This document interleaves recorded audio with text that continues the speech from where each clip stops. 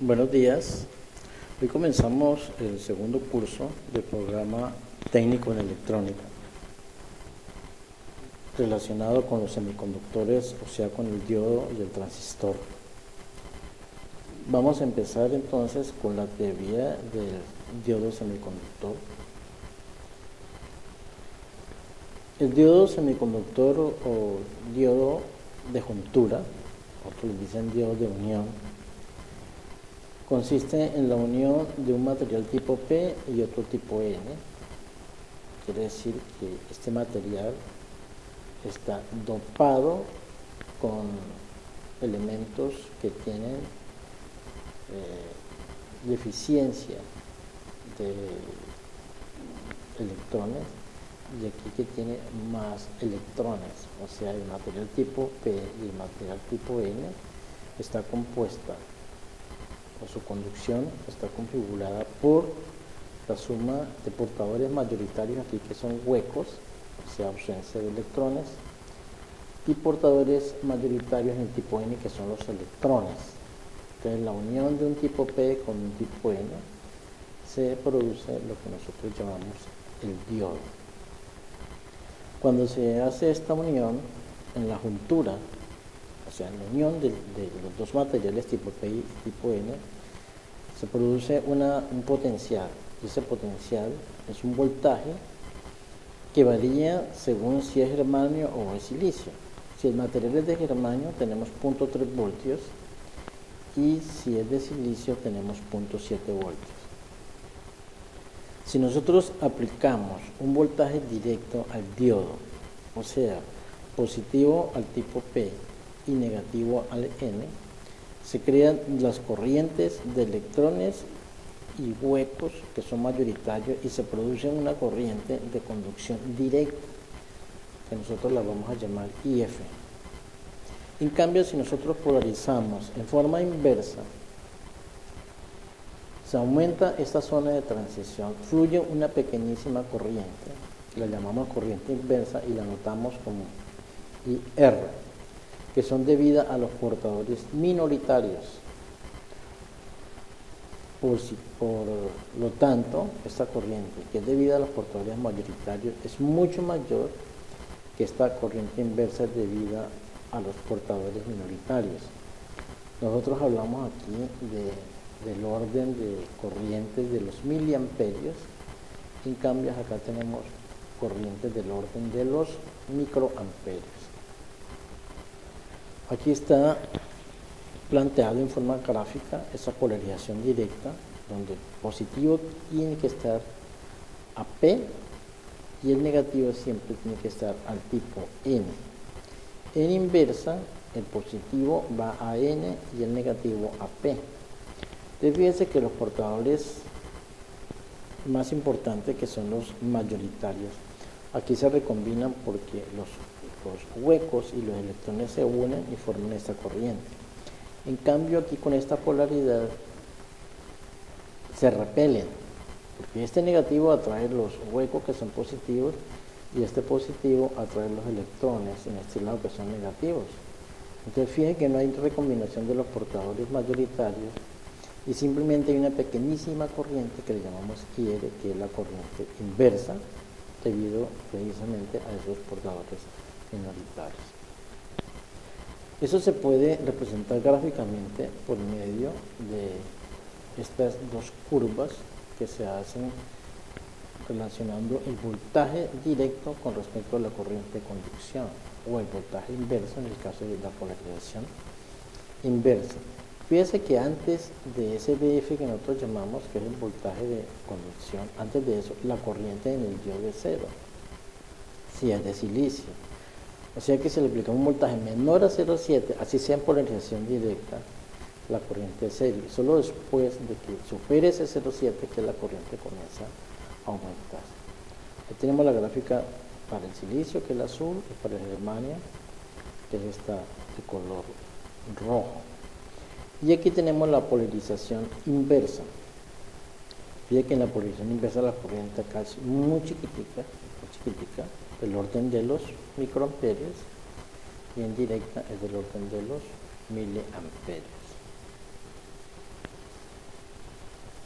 Entonces en conducción, o sea en polarización directa, hay una corriente y por lo tanto el diodo tiene una resistencia de conducción que le vamos a llamar Rf, que es la resistencia en diodo indirecto, y en inverso una resistencia inversa muy alta, porque la corriente es muy chiquita, que la llamamos R sub R.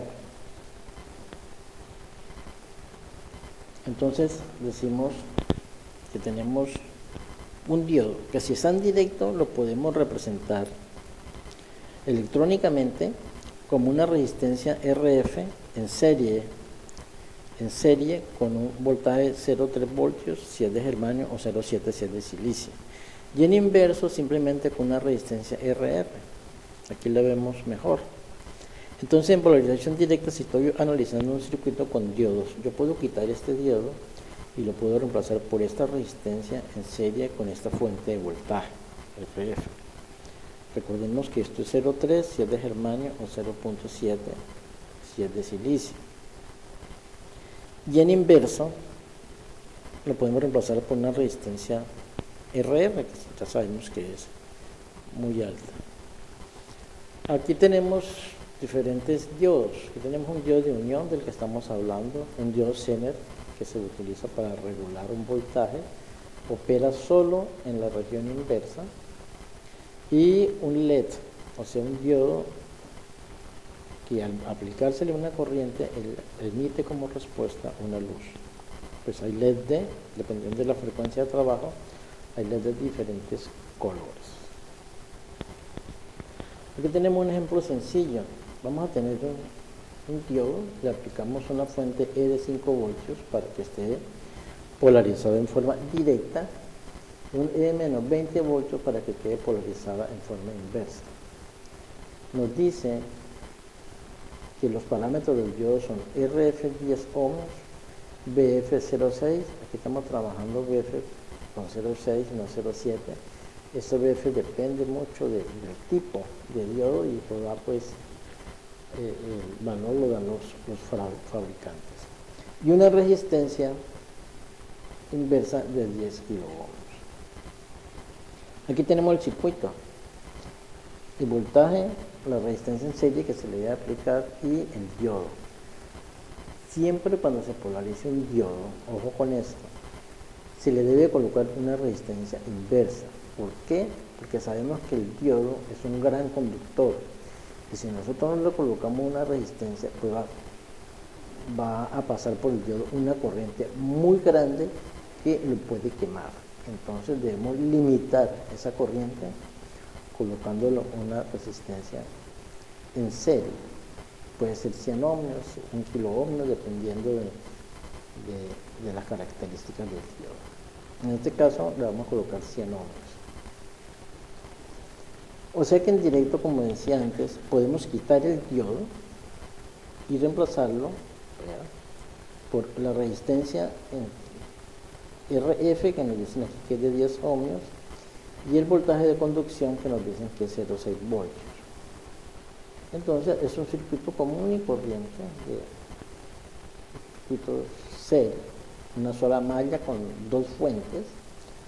Nosotros sabemos que las dos fuentes en serie se suman algebraicamente, en este caso se restan porque tiene polaridad diferente. Si aquí tenemos una polaridad, si nos vamos menos más, si seguimos ese circuito, aquí es más menos, o sea es diferente.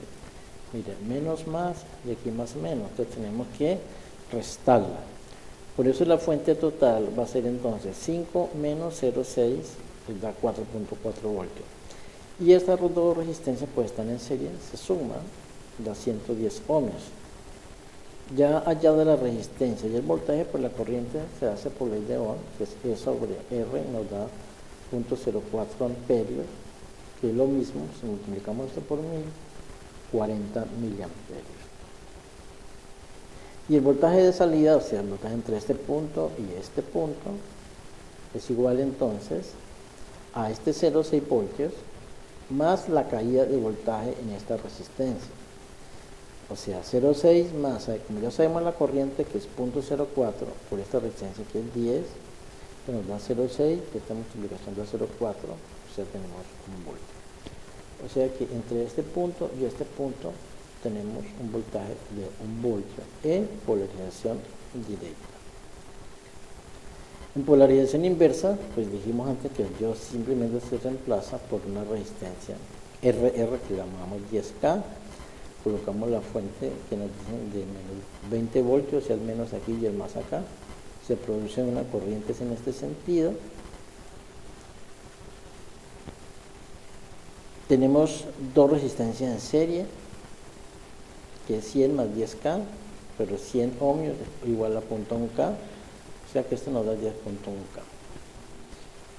Por lo tanto, la corriente son los 20 voltios dividido por la resistencia, nos da 1.98 miliamperios, o sea que este voltaje de salida, pues simplemente es la resistencia por esa corriente.